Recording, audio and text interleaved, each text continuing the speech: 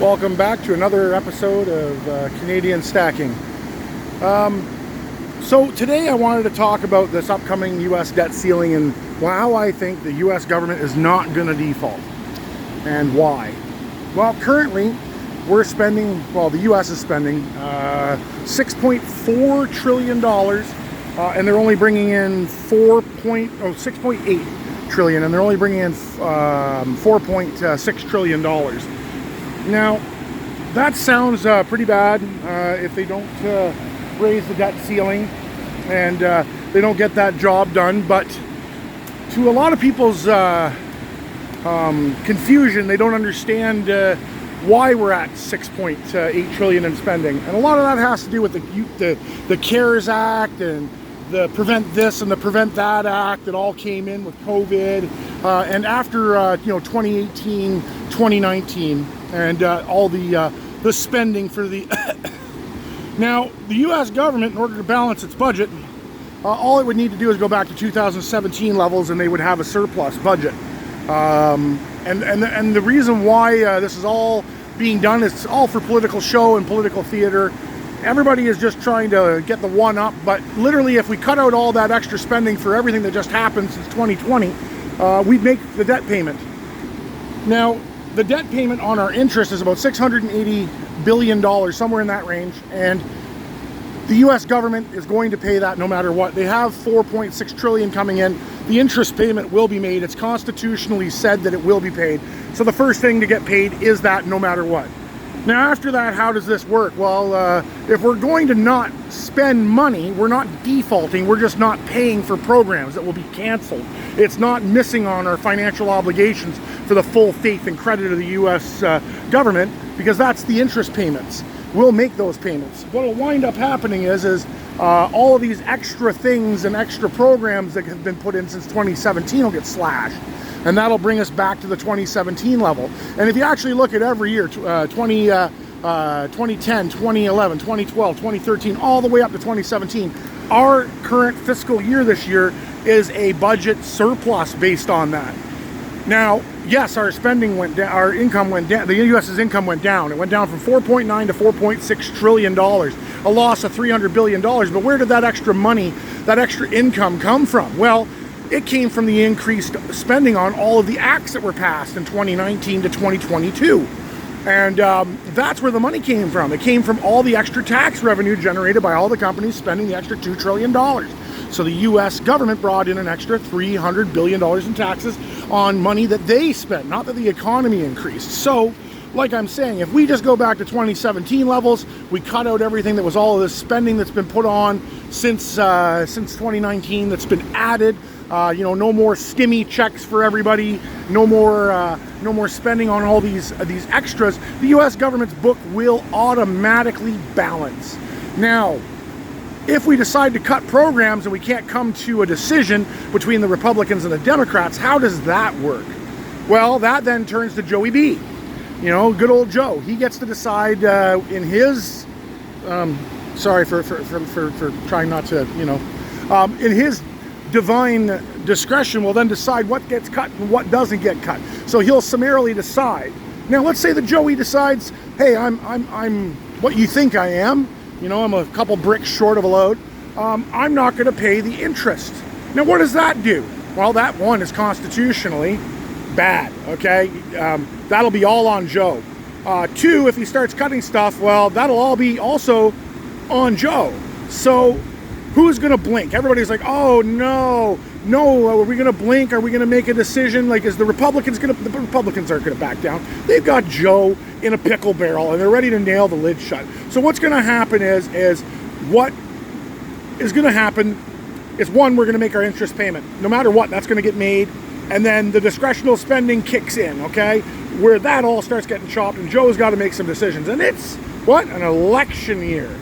So Joe is not going to do anything to jeopardize his position. And I can tell you right now that DeSantis and the Donald there, he's just waiting for Joe to do this, just for the ammunition. So what do I think is going to happen? Well, the Dems are going to have to blink. The Republicans don't really need to, because if they just revert to 2017 spending levels and say that's where we're at and they just stick to their guns, they'll get it. Because the last thing Joe wants to do is look like the bad man. And of course, the Republicans don't want to look like the bad man either.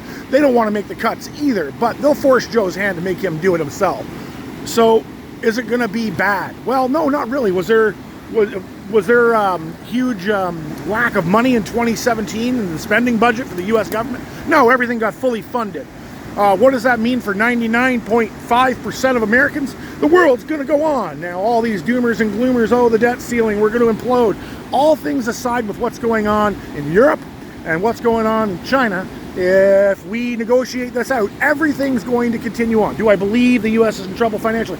Abso-freaking-lutely. Do I believe the Canadian government is in over its head financially? Oh, absolutely. Is it going to crush us this year? Are we going to see gold? Are we going to see silver, platinum, the Bitcoin, you know, like Joey B says, go to the moon? No. If anything, I see deflation. And I've been saying it for a while. I see gold, silver, and all things in the market, they have to come down. It's all going to be deflationary. And you know what? Let's say the Fed pivots, okay? Whoop, there's a pivot. I see a 0.75% BIP drop in September. That's what I see coming.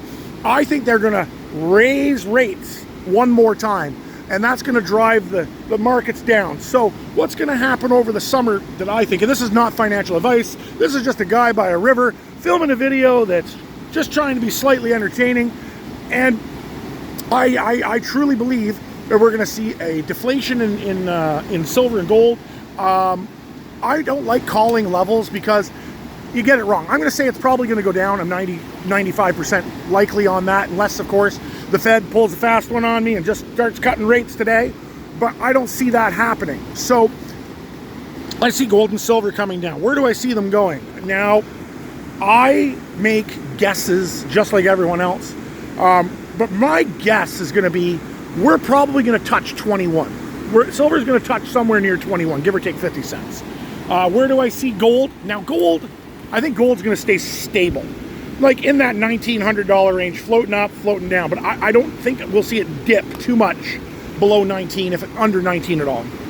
Now, I know a little bit about Bitcoin. I've dabbled in it. I pay attention, and I don't know if any of you are Johnny Bravo followers, but if you are, put a thumbs up for the Johnny Bravo, and, you know, cue the fire. Maybe one day Johnny will watch one of my videos and you'll hear me talk about him. But like Johnny has been saying, I see Bitcoin pulling back. Where do I see it going to? Well, it depends on the Fed. If they do an interest rate point hike, we're going back down to 20K. We might go lower than 20K.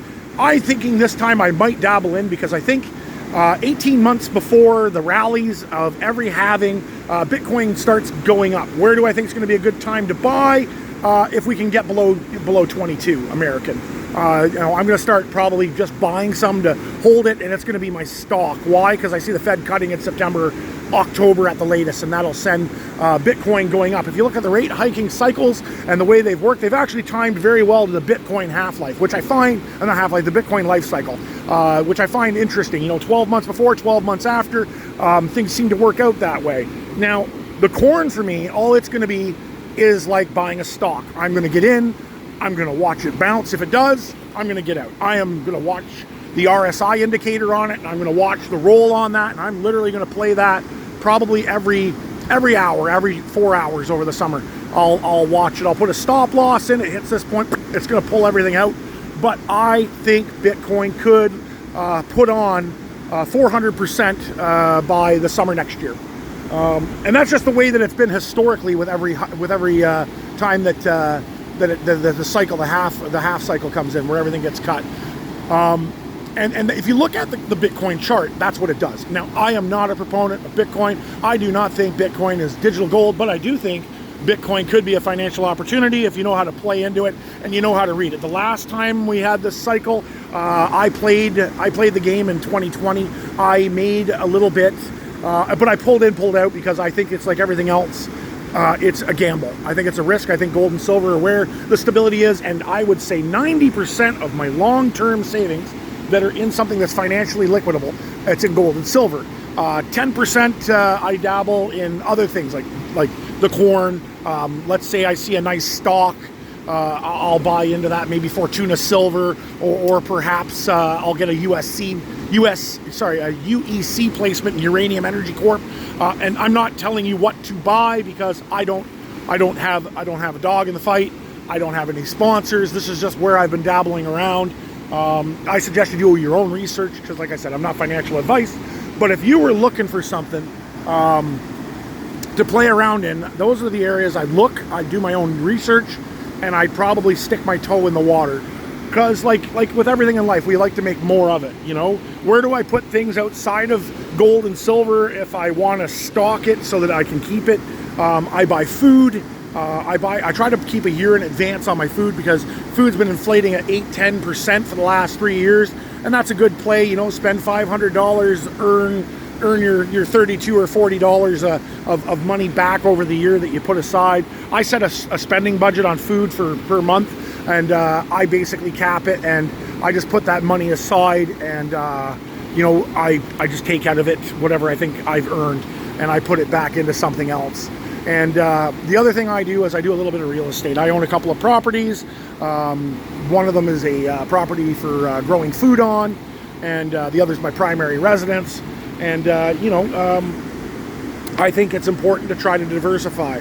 Now, if you're a new stacker and listening to this channel for the first time, welcome aboard. If the rest of you could click the like button, and if you're new, click the subscribe button and share, that would be awesome. But if you're new to this channel and everything I said that sounds incredibly overwhelming, don't look at it that way. My suggestion to you would be to do your own reading, but just dabble in. You know, like if you've got $40 a month, well, for you Americans, let's say $27 a month or $27 a paycheck, you can buy one coin a month and put it away. I mean, a paycheck. You know, if you're buy weekly, that's 26 silver coins in the course of a year. If you're weekly and you can do it, that's 52. And if you're monthly, it's 12. Now, what does that do for you? If you're a younger person, 30 and under, one coin a month for a year is 12. And then multiply that by 10, that's 120 multiplied by 40 years for retirement, right? So we're at how many coins? 480 coins. It's a monster box of silver you put away over your lifetime. And that doesn't sound like a lot, but if you go into retirement, let's say at 65 years of age, and you divide that out over a 10-year life expectancy, you get 4 ounces of silver a month to sell off. $100 of value on top of whatever you've earned just by doing that little thing.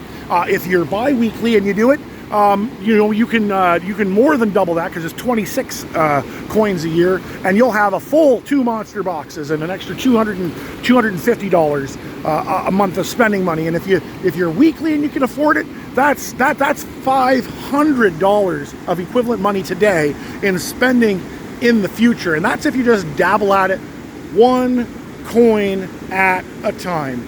My other suggestion to new stackers: get 30 days of everything you need to eat, drink, toilet paper, all of it, put aside in your house. What does this do for you? It gives you 30 days in a crash or 30 days in losing a job that all of your bills are covered. Pay all your bills in advance by 30 days. That is the first step I would do.